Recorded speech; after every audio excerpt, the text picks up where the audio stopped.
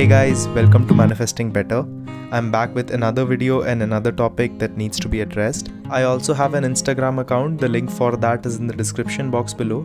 Coaching is also available, the link for that too is in the description box below. How to face the 3D while manifesting. Hey guys, hope everyone is well and hope all of you are doing good. So in today's video, I want to talk about this topic of how to face the physical world when manifesting and how to face the physical circumstances, the 3D circumstances when manifesting. So a lot of you will first ask me, what does 3D mean, especially if you are new at manifesting. So in the manifestation community, the 3D we refer to as the physical world that we are living in. And then sometimes what happens is that while we are manifesting something, there can be a time lag in between what I am manifesting and what is in front of me. So maybe I want to manifest a relationship with my specific person. Right now, that person doesn't want to talk to me. Maybe I want to manifest a lot of money, but right now my circumstances and my wealth is not even close to that. So this is what it basically means when I say how to face the physical world and how to face the 3D while manifesting. So I will explain everything, and I will explain in the end, I will also explain the difference between persistence and escapism, because this topic comes up a lot and I thought that it would be very good if I can explain the difference once. So stay tuned, watch the full video, you will get a lot of value from it. Okay, so the first thing that you have to understand while facing the physical world while manifesting is that mostly 99% of the times when someone is getting into the manifestation journey, their physical world is actually opposite to what they want to some degree. For some people, the situation is halfway there and they are working on it. For some people, the situation is completely opposite and they are working on it. For some people, the situation is almost there, it's just at the point of reaching saturation, and they are working on it. First thing that you have to understand is that you can feel bad about it, and it's okay to feel bad about it, and it's okay to notice something in front of you, and it's okay to say that yes, my physical world doesn't look like what I want right now. A lot of times what happens is that because we have been taught to live in the end and everything, that to a certain extent we start suppressing our emotions. We start seeing our emotions as the enemy, and if something happens and we are feeling bad or we are feeling triggered or we are feeling some sort of emotion that we think we shouldn't be feeling, we try to label that emotion as negative and we try to run away from it. So I would just like to remind you that it's okay to feel your emotions. You are a human. Feeling your emotions is never the issue. The issue is what meaning you assign to those emotions. So let's say I'm going through a circumstance where I want to manifest a person, but right now they are not talking to me or I am blocked, something like that. And you feel bad. It's totally fine to feel bad. Any human would feel bad in this situation.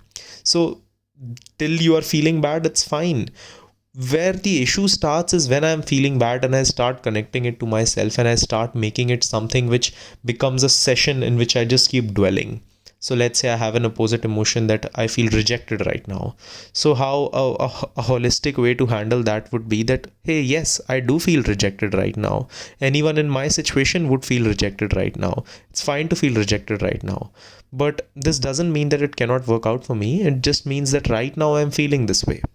And a way to dwell into these emotions would be, oh, this person has blocked me. If this person has blocked me, nothing can ever work out for me. Why am I always like this?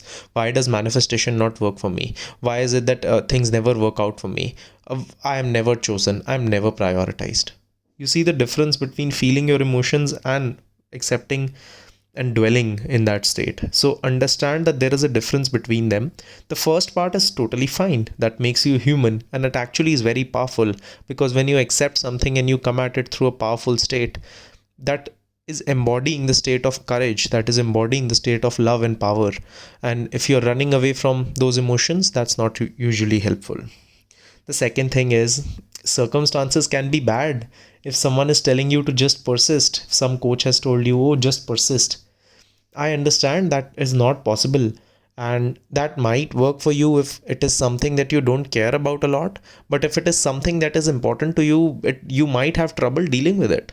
And that's okay. Your circumstances can look opposite and they can be bad. For someone who is manifesting money, and they don't have any right now, and someone comes and tells them that, oh, it is because you are not in the current energy or the correct state, then of course it will feel bad, and of course you're totally allowed to feel bad about it.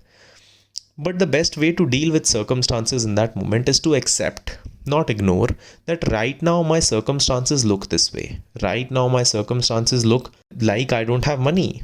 And that's fine. I can feel bad about it. So this is where I'm connecting the two. Accepting that, okay, my circumstances are this way. And saying I feel bad about it, that's fine. I will do in the current moment whatever I have to do to deal with those circumstances. So if it's a case of a specific person, then I will make sure to not chase, or I will not run after them, or I will not beg them. I will keep my dignity, I will keep my self-respect, and I will work on myself, because that's important. If it's a money situation, then if it's nothing is working out for me, then I will take actions, whatever actions needed. Maybe I'll find a smaller job that I can get right now. I would, in whichever way that I'm making ends meet.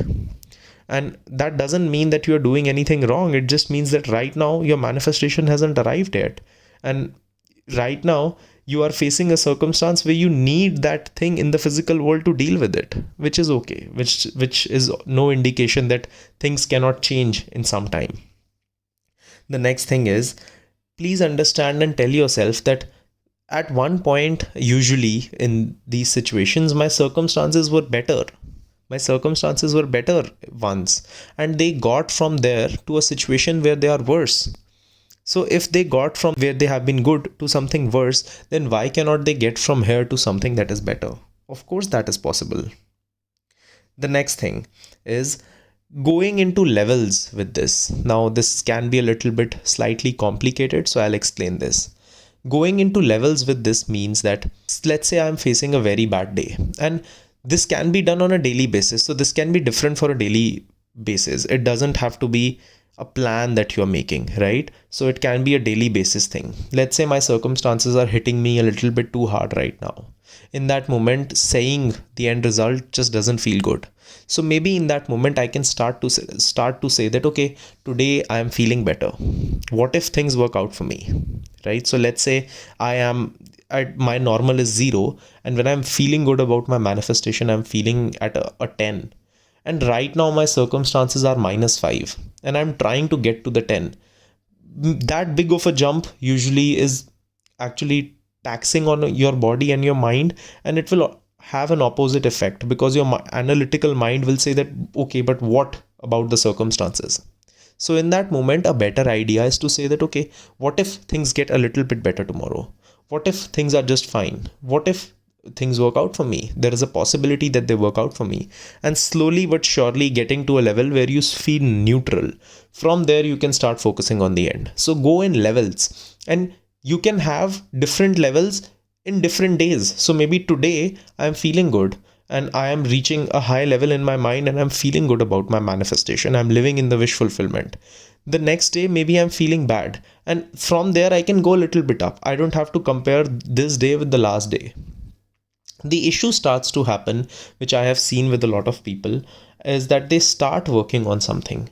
They start to do something, they start their methods and everything, and they start to feel good for 10 to 15 days. And one day what happens is that they are either faced with a resistance, or they are faced with a circumstance, or they see something opposite, or something triggers them. And in that moment, instead of trying to accept that, okay, I do feel triggered right now, but I don't have to dwell into my trigger. I can feel this trigger, but I can still not identify with it. Instead of doing that, what a lot of people do is that they get into this session of dwelling in it, which I explained at the start of the video. That is where it becomes an issue. And that is where it gets into toxic positivity, which we don't want, because we don't want to mask our emotions. We want to learn to deal with them. That's powerful.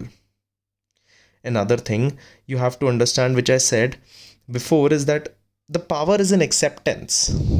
Now, this is not me telling you that accept that your circumstances will look this way all the time. What I'm telling you is accept that even if they look like this right now, they can still change.